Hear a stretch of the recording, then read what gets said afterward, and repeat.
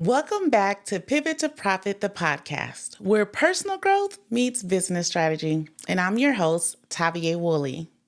In today's episode, I want to talk about a season that I think every high achiever eventually faces. A season where the same things that created your success are no longer enough to take you where you want to go. There comes a point in your career, your business, your leadership journey, or even in your personal life when the old strategies stop working. And honestly, that's a difficult realization. Y'all, it's painful. Because you've seen success, you've felt it, you've tasted it, you've visioned it. You've built something from the ground up with your very hands. You've accomplished the goals, and you developed an expertise that everyone knows you for. So naturally, you assume that if you just keep doing what you've always done, you'll continue to grow. But growth has a funny way of disrupting that assumption. If you were to reflect deeply on your journey, you'll probably notice one of two things happening. First, your greatest gift may have become your default setting. You've become so naturally good at something that you rely on it without even thinking about it. In this case, your talent begins to carry you, your experience carries you, and your reputation carries you as well. And because you've experienced success through that gift, you stop paying attention to where you maybe need to improve. You stop seeing your gaps. You even stop stretching yourself. You stop developing new skills because your default strategy, well, it continues to produce results. And the second thing that might be happening is that you simply plateau. In this case, you're still capable, you're still producing, but you're no longer growing. You're no longer expanding your capacity, and you're no longer becoming. If either of those situations sounds familiar, it might be time for a pivot.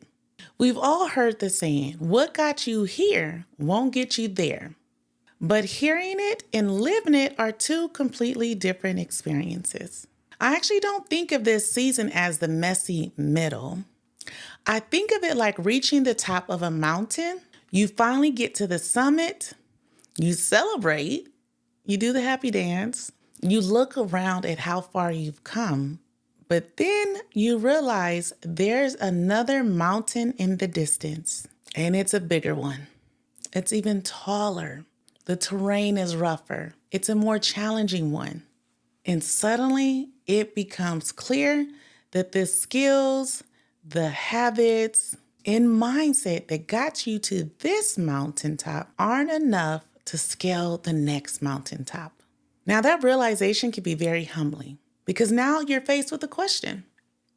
Am I willing to become a beginner again? Am I willing to get uncomfortable again? Am I willing to expose myself to environments where I am no longer the expert?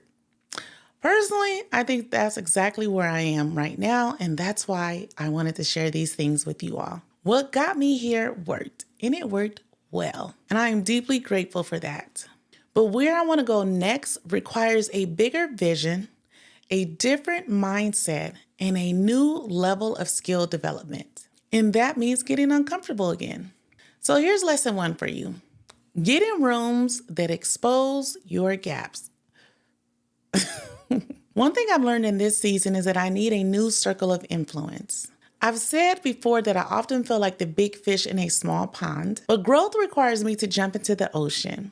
The ocean gives me more room to grow, to expand, to swim deep or not. The ocean introduces me to people who think bigger, move differently, and operate at levels that I've never seen before or have even reached.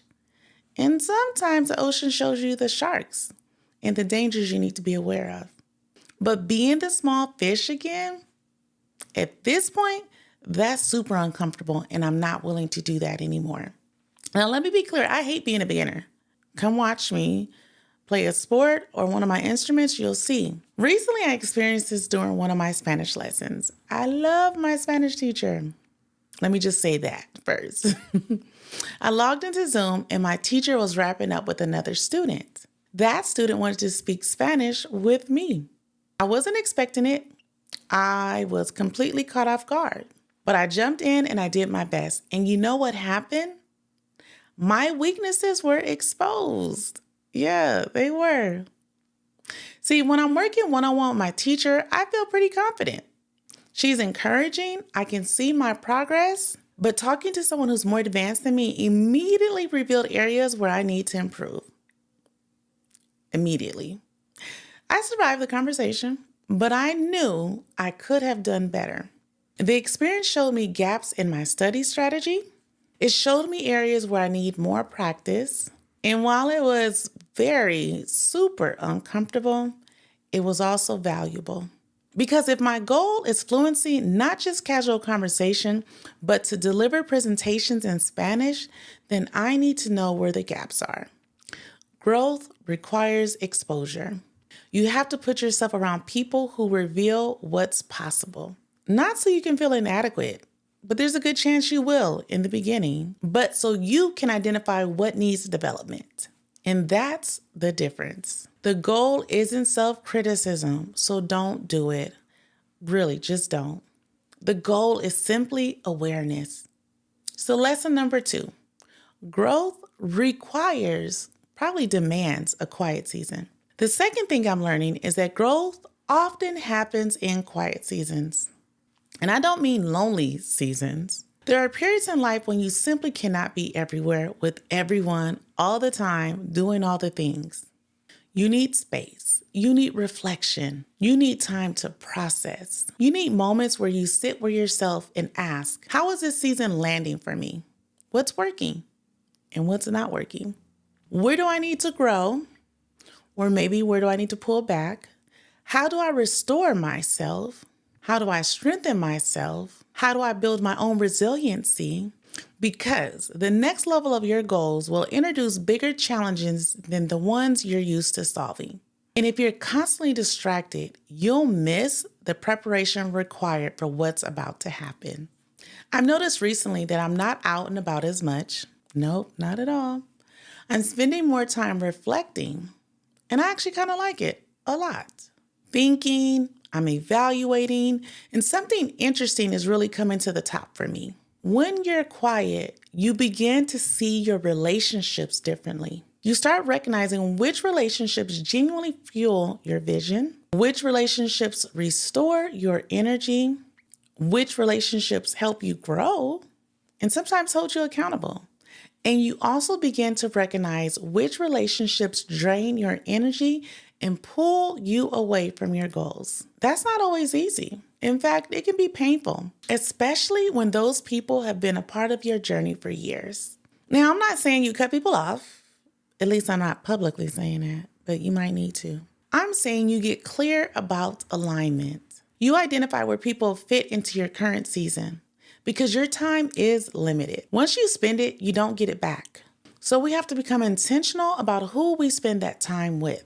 Lesson 3, stop chasing the next shiny thing. The final lesson I'm learning is one that has challenged me deeply. When you've hit a plateau, do you actually need something new? Or do you need to refine what already exists? That's a question I've been wrestling with. Because let's be honest, and I'm gonna be honest with myself, I love new projects. I love new ideas. I love the excitement of building something from scratch. But lately I felt a conviction that I don't need another shiny object. I need refinement. I need excellence. I need infrastructure. I need development. I need intentionality. I need the systems. I need to strengthen what I have already built. And that's harder than starting something new. Something new feels exciting, right? We love a new thing. Refining something old requires discipline. It requires patience. A whole lot of it. It requires consistency, but that's where sustainable growth happens. Sometimes the next level isn't about building more. It's about building better. It's about creating systems that function without your constant involvement. It's about strengthening the foundation so that what you've built can withstand the test of time. As leaders, founders, professionals, and visionaries, we often believe growth means adding something. At least that's what I thought. But sometimes growth means improving something. I mean, let's think of Apple. Once Apple came out with the innovative product of the iPhone, the iPod, and everything else, did it really keep adding something new, or did it continue to refine its current product line? Which reminds me that growth means mastering something. Sometimes growth means perfecting something. It doesn't always mean add something new. If you're in a season where you're feeling stretched, uncomfortable, maybe even exposed, or uncertain, I want to encourage you. You may not be failing. You may simply be standing on one mountaintop staring at the next one. And if that's true, then this season isn't a sign that you've lost your edge. It's evidence that you're growing beyond it.